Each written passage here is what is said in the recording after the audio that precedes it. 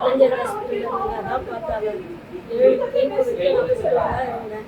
என்னோட தான் இது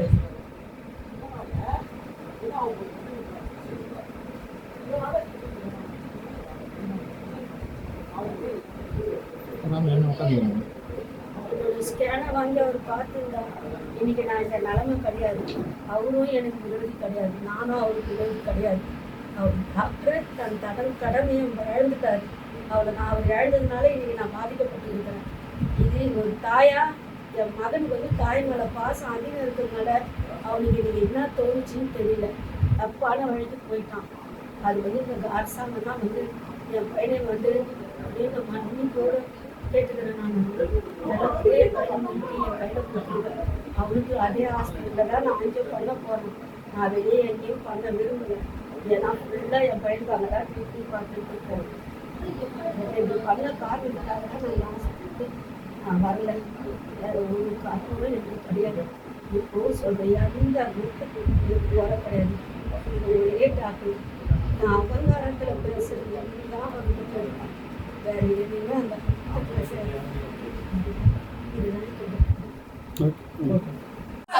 என் பேர் லோகேஷ். எங்க அம்மா கோசம் எங்க அண்ணன் கோசம் இப்ப நான் பேசிட்டு இருக்கேன். எங்க அம்மா வந்து இப்ப பாதிக்கப்பட்டிருக்காங்க. எங்க அம்மா கோசம் இப்ப நான் பேசிட்டு இருக்கேன். எங்க அண்ணன் வந்து இப்ப ஏதாவது தப்பா கோசம் எங்க அம்மா கோசம் போயிட்டு இருக்கான். ஏன்னா எங்க அண்ணன் எந்த தப்புக்கும் போனது கிடையாது, எதுக்கும் போனது கிடையாது. அவன் கோசம் இப்ப நான் பேசிட்டு இருக்கேன். அவன் வந்து பண்ணது தப்பு கிடையாது, தப்பு தான் நாங்களும் சொல்லுவோம். மிச்சப்படி எங்க அம்மாக்கு யார் சார் பதில் சொல்லுவா? நேற்று சவிதா ஹாஸ்பிட்டல் அந்த பாலா சார் போட்டு அப்பல கீமோ போடுறதால இப்ப எங்க அம்மா lungs full and full affect ஆயிடுச்சு. இப்ப லங்ஸ் ஃபுல் மாட்டணும்னு சொல்றாங்க. லங்ஸ் யாருன்னா மாத்த முடியுமா? அந்த லங்ஸ் மாட்ட யாருனா இருக்காங்க சார்? நீங்க சொல்ல முடியுமா? கும்பரன் டீம்ல வந்திருக்கேன், முதல்ல மசந்து வந்திருக்கேன், எல்லா டீம்ல இருந்து வந்திருக்கீங்க. இந்த நியூஸ்ல இருந்து யாருன்னா சொல்ல முடியுமா? நீங்க சொல்ல முடியுமா சார்? நீங்க சொல்லுங்களேன். யாராலையுமே சொல்ல முடியாது. கவர்மெண்ட் இருக்கு, அவங்க ஆட்சிக்கு அவங்க பண்ணுவாங்க. எங்களுக்கு ஆட்சி இல்லை, எதுவுமே இல்லை. கையில பணபலமும் எங்க கிட்ட கிடையாது. நாங்க பணபலம் வந்து நாங்க பேசணும், பணபலம் வந்து அதுவும் கிடையாது சார். நீங்க சொல்ல முடியுமா? ஏன்னா ரொம்ப கஷ்டப்பட்டு இருக்கோம் நாங்க. ஏன்னா எங்க அண்ணனுக்கு ஹார்ட் பேஷண்ட், அவன் ஹார்ட் பேஷண்ட் தான். இப்ப எங்க அண்ணனுக்கு யாரும் ஆச்சுன்னா யாருன்னா அவங்க பதில் சொல்லுவாங்களா? அவங்க பதில் வந்தா எங்க அம்மா இப்போ அவதிப்பட்டு தான் இருக்காங்க. நேற்று வரைக்கும் 1:30 மணிக்கு ரொம்ப உயிர் போன சமயத்துல எங்க அம்மா கூட்டு வந்து நாங்க வச்சுட்டு இருக்கோம். 1:30 மணிக்கு மாடம் பக்கத்துல வர வச்சு, ஓட்டு வர வச்சு, ஆக்சிஜன் வர வச்சு நாங்க இப்ப வரைக்கும் காப்பாத்திட்டு இருக்கோம். யாருன்னா இப்ப சொல்ல முடியுமா அவங்கள? ஆக்சிஜன் வச்சுனா இப்ப வரைக்கும் பேசிட்டு இருக்காங்க தைரியமா. ஏன்னா இப்ப எங்க தம்பியை கூட்டின்னு போயிட்டாங்க சார். நீங்க சொல்லுங்க சார். வீட்டுல வந்து 4 பேர் வந்தாங்க, 4 போலீஸார் வந்தாங்க சார். 4 போலீஸார் வந்து கூட்டின்னு போனாங்க. ஸ்ட்ரெயிட்டா மறுபடியும் ஷூக்காரோட வீட்டுல வந்தாங்க. வீட்டுல வந்து மாதிரி உள்ள போனாங்க. போயிட்டு உள்ள வந்து அந்த ஷூக்கார்ல இருந்து ப்ரூஃப் எடுத்தாங்க. எங்க அம்மா ப்ரூஃப் எல்லாத்தையும் எடுத்துனாங்க. ஜெராக்ஸ் எடுத்து இவ்வளவு சார் மாவும். நீங்க சொல்லுங்க சார். 4 மணிக்கு எத்தனை போனாங்க சார் அவங்க வீட்டுல இருந்து? 4 தெரியுமா? 1:30 மணி 2 மணி ஆயிடுச்சு சார். இன்னும் இருக்க வரல. என் தம்பியும் இன்னும் வரல. மேல் வீட்டுல வாடகை கட்டுறாங்க. அப்ப வந்து நான் ஒரு சவாரி பண்ணேன். நான் வந்து அந்த தெருநாய் அடிப்பட்டா கூட்டிட்டு போறேன்னு நான் வேலையை பண்ணிட்டு இருக்கேன். நம்ம வந்து ஹாஸ்பிட்டல் ஆம்புலன்ஸ் உடம்பு ஹியூமன்ஸ் அட்மிட் பண்ணா நம்ம கூட்டின்னு போவோம். அனிமல்ஸ் அட்மிட் பண்ணா யாரு கூட்டின்னு போறோம்? அந்த மாதிரி இப்ப நான் ஒரு ஆட்டோல நம்ம ரெஸ்கியூ ஒன்று பண்ணிட்டு இருக்கோம் சார்.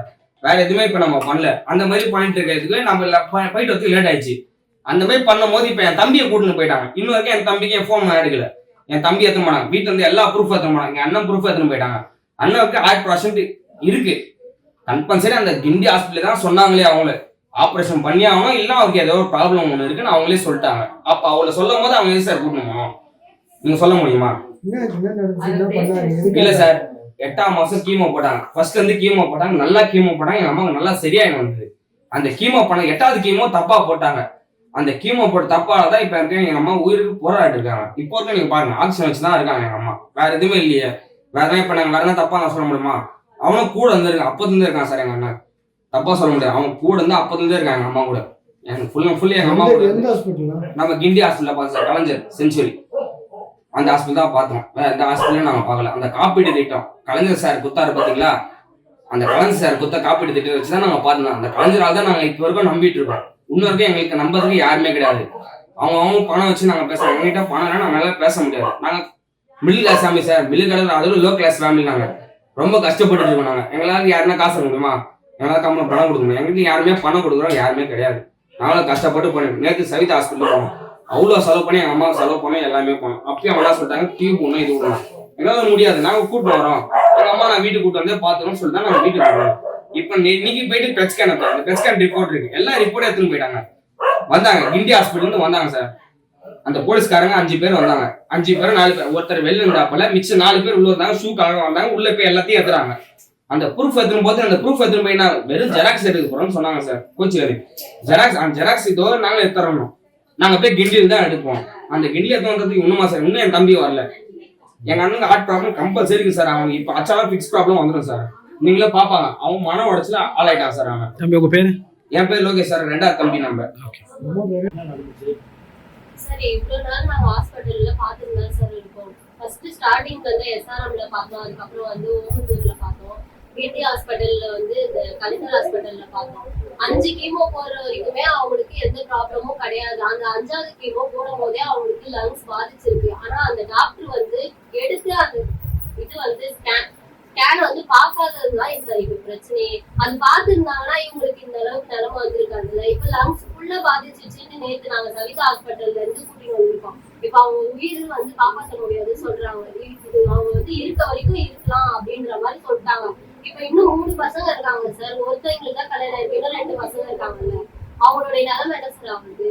இப்ப காலையில இருந்து வந்துட்டு இருக்காங்க. போலீஸ்காரங்க 4 பேர் கிண்டியில இருந்து வந்தாங்க.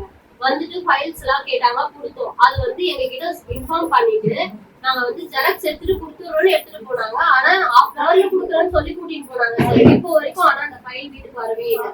2:35 கூட்டிட்டு போனாங்க. எங்க வீட்டுக்காரோட தம்பியை கூட்டிட்டு போனாங்க. அப்புறம் எங்க வீட்டுல மாடி மேல வாடகை இருக்கிறவங்களே கூட்டிட்டு போயிருக்காங்க. 2 பேரையும் கூட்டிட்டு போய் இன்ன வரைக்கும் வீட்டுக்கு வரல. அவங்க என்ன நாங்க வெளியே உட்கார வச்சிருக்காங்களா, இந்த மலையில அவங்க போய் வெளியே உட்கார வச்சிருக்காங்க, சாப்பிடல. அவங்க பெத்தோல் எங்க விட்டுட்டு அந்த பையனை கூட்டிட்டு போயிருக்காங்கல்ல, அந்த பையன் மனசு எவ்வளவு அடிச்சுக்கோ சொல்லுங்க. பெத்தோல் இப்படி போட்டுட்டு நம்ம வந்து இங்க உட்காந்துட்டு இருக்கோமேன்ட்டு கொஞ்சமாவது யோசிக்கணும்ல. அந்த ஃபைல்ஸ் நாங்க ஜெராக்ஸ் எடுத்து தர கொடுங்கன்னு சொல்றோம். அப்படியும் அவங்க கேட்காம அவங்க பாட்டு வண்டி எடுத்துட்டு போறாங்க.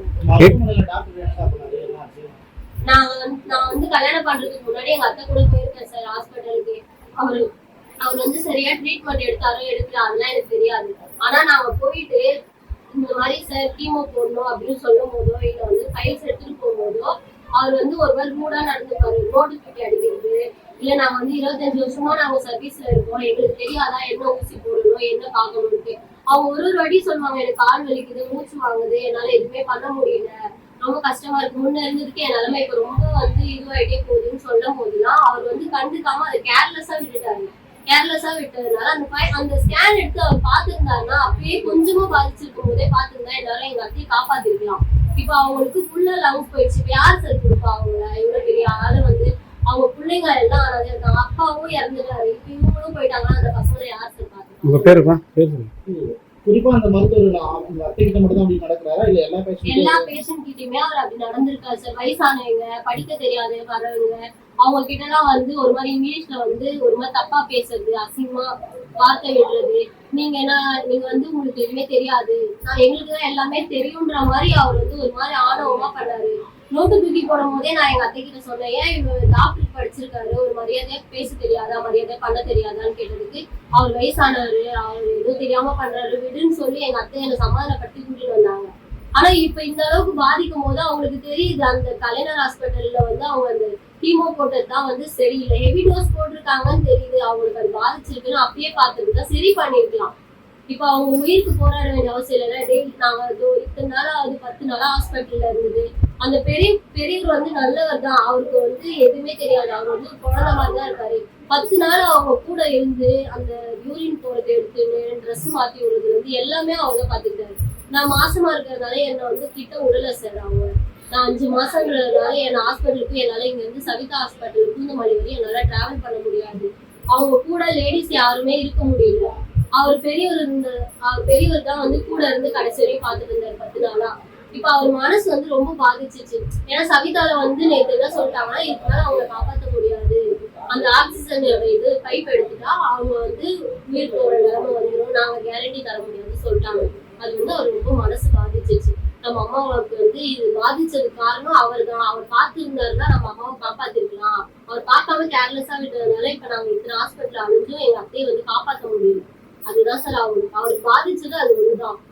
அது வந்து பெத்தவளை வந்து இழக்க போறோமே அப்படின்ற ஒரு பயத்திலயோ ஒரு அந்த ஆதங்கத்துலதான் அவர் அந்த மாதிரி பண்ணிருக்காரு. மற்றபடி அவர் அந்த கேரக்டர் கிடையவே கிடையாது. இது மாதிரி மருத்துவரோட லட்சண போக்காக இந்த மாதிரி ஆயிடுச்சு. இப்போ அரசாங்கத்துக்கு என்ன சொல்ல விரும்புறீங்க? அரசாங்கத்துக்கு ஒண்ணும் சொல்ல விரும்பல சார். அவங்கள மாதிரி இன்னும் நிறைய பேர் இருக்காங்க பேஷண்ட். அவங்களுக்கு இந்த மாதிரி நிலைமை திரும்ப வரக்கூடாதுன்னு சொல்றோம். பாக்குற டாக்டர் ஒழுங்கா அவங்க வந்து ஃபர்ஸ்ட்ல இருந்தே பாக்குறீங்கன்னா ஒரு தெரியுது, ஒரு அறிகுறி தெரியுதுன்னா அவங்க கிட்ட சொல்லணும். இந்த மாதிரி இருக்கணும், ஒண்ணு காப்பாற்ற முடியல, ஏதோ ஒண்ணுனாலும் சொல்லிடணும். அதை மறைச்சு அவங்களுக்காக வந்து அவங்களுக்கு சம்மந்தப்பட்ட மாதிரி ஏற்படுத்திக்காம அவங்கள வந்து சரி பண்ண விட முடிஞ்சா பண்ணுங்க, இல்ல வந்து வேற ஹாஸ்பிட்டல் பாத்துக்கோங்க அப்படின்னு சொல்லிடுவோம் சார். இந்த மாதிரி வந்து பாதிக்கிற அளவுக்கு விடக்கூடாது. உங்க பேருமா? என் பேர் நந்தினி சார்.